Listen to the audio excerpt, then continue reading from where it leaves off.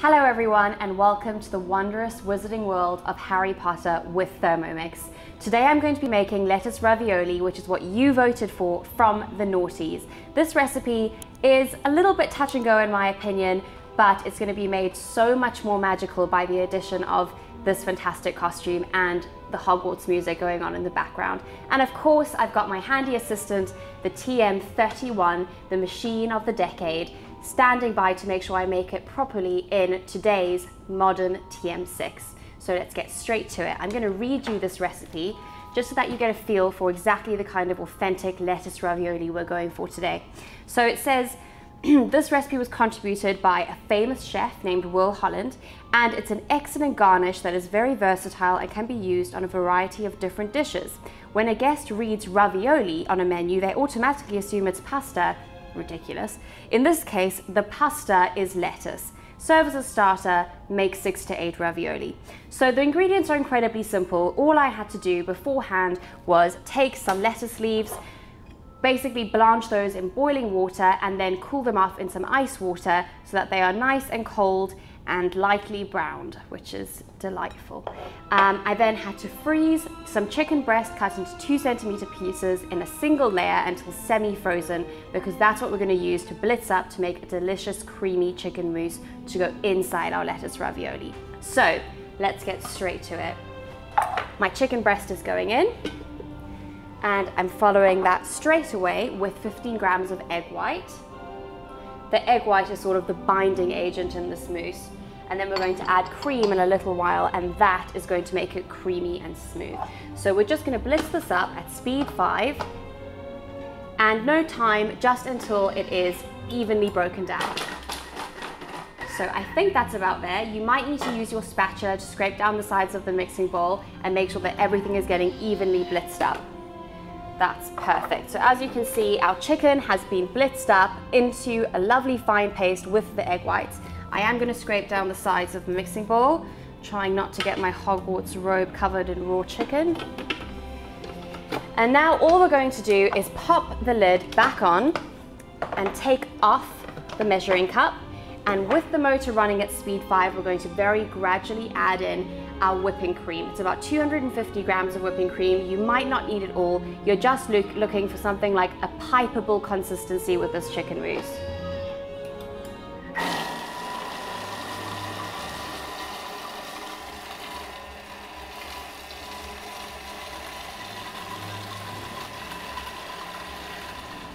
So I think I've got the kind of consistency I'm looking for. Let's take a look.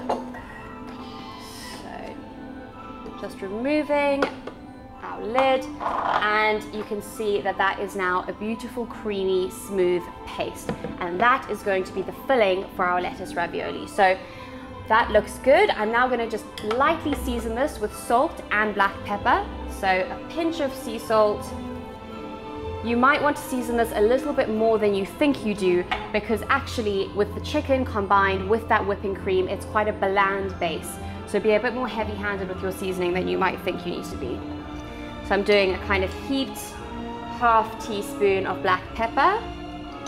And then you can either mix this in with your spatula by hand, or you can put the machine back on at a low speed until evenly incorporated. So I can see that that's now well mixed in. I'm going to transfer my mousse to this little bowl on the side. This music is really creating a vibe. So just scooping out all of my chicken mousse into a little bowl, and we're just going to set this aside for a minute. You're going to want to rinse and dry your mixing bowl. Well, actually, you don't really need to dry it, because you're just going to be adding water in a second to steam it. So in the meantime, what you want to do is make sure that you've got 500 grams of really hot water ready for your steaming, and then we're going to start assembling the ravioli. So I've rinsed my mixing bowl, I'm popping that back on, and I'm going to add in 500 grams of hot water. So that's going in straight away. And that's then ready to steam in a little while. So just pop your mixing bowl lid back on for now. And what you're going to need is your Varoma dish and tray, and you're going to line your Varoma tray with some non-stick baking parchment. So, very simple to assemble these. Have your Varoma tray lined with baking parchment ready, and all you're going to do is take 1 piece of your blanched chilled lettuce. It looks very appetizing. And you're going to lay it flat onto your aroma tray like that. And now you're going to take just a kind of, I think a standard tablespoon should be absolutely fine. And you're going to scoop up some of that beautiful chicken mousse, and you're just going to pop that into the center of your lettuce ravioli. And then you're going to take a second lettuce ravioli leaf, and you're going to pop that on top. And the recipe is very clear that you want to make sure that the filling is completely encased in this lettuce leaf. So make sure that you really tuck the edges in, so that is a neat little ravioli parcel. Otherwise it might burst while it's cooking. So it actually looks very cute at this stage. And now I'm just going to make a few more of those, and then we're going to steam them for 5 minutes on Varoma setting. So those are my 4 little ravioli which I've now made, and they are on this baking paper on our Varoma tray. We're now going to insert our Varoma tray into our Varoma dish, cover it, and pop it on top of our mixing bowl into position, because we have our steaming water ready. And now we're just going to steam it, like I said, for 5 minutes on Varoma setting until piping hot throughout. We obviously want to make sure that this chicken is perfectly cooked. So I checked these after 5 minutes, and I do think that the TM31's heat setting might have been slightly different to our modern TM6, because mine were not quite ready. So I've extended the time by 10 minutes, and I'm going to take a look after that. It's a really good idea to just check this every 5 minutes as you're cooking it, to make sure that the chicken is cooked all the way through and the ravioli is cooked to your liking. Well, I think those are ready, so let's take them off of the TM6 and take a look. Wingardium Leviosa. So these are ready. We're now going to reveal the result, plate up, and have a taste. Let's see. Okay, they look very promising. We're going to take 1 or 2 for myself and my guest for this evening. There we go. And the recipe says to season with salt and black pepper. So that is exactly what I'm going to do. And some olive oil or melted butter as well. So a little bit of black pepper. I think I added enough salt to my mixture, so I'm not going to add more salt. And a drizzle of olive oil. And those don't look bad at all. Now, all the way from Pallet Town, Pokemon Master Ash Ketchum has come to try lettuce ravioli. Ash, would you like to come have a taste? Hey! Hey! Oh, this looks amazing. I'm really glad you're here, and that you've brought Pikachu as well. He's always welcome. Do you want to have a go at a lettuce ravioli? Can't wait to try it. Let's have a go. Ooh. I'm very interested to see what these are like, having never tried it myself. Ooh. Looks very creamy. The mousse is definitely moussey. Oh, lovely.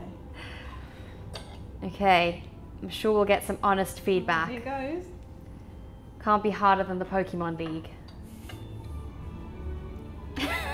How was that? Is it nice? Yeah? Perfect seasoning. Let me try. I think it's really good actually. I'm very impressed. Really? Would you say this is like a nice dinner party staple? I'm not sure for a dinner party at this sort of time of life, but it's like it's, wow. It's an interesting flavour, isn't it? It's not offensive. It's the flavour's really nice. You wouldn't really know what was inside. I would think it was cheese. Yeah. Actually, I wouldn't say it was chicken. So, yeah, not bad at all. I was expecting a more concerning result, but this was actually really nice.